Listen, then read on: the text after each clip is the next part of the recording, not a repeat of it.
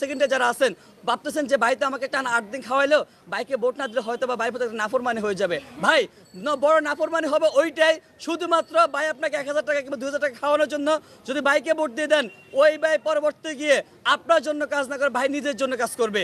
আপনারা দেখেছেন ওই ভাই পরবর্তী যারা এখন আশ্বাস দিচ্ছেন যে আমরা গন্ডুম গ্যাসুম ফিরে আসলে আমরা আবার আপনাদের পাশে দাঁড়াবো। আরে ভাই ওই বারে তো আপনার পাশে আগেও দাঁড়ায় নাই, কিন্তু অতীতে এমন কোনো নজির নাই। আবারও গন্ডুম গ্যাসুম ফিরে এসে দেখা যাচ্ছে আবারও ভাই আবার আগের যে অবস্থা সেই অবস্থানে ফিরে যাবে, কারণ ভাই নিজেও শঙ্কার মধ্যে আছে যে পরিস্থিতি পরিবর্তন হলে ভাই কোন দিকে যাবে।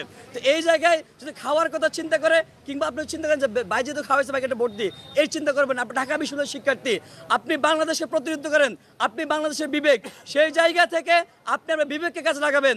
কে আপনার পরবর্তীতে আপনার জায়গাটা দেখবে, আপনি আপনার আত্মমর্যাদার জায়গাটা, আত্মসমালোচনার জায়গাটা সেটা আপনি নিশ্চিত করবেন।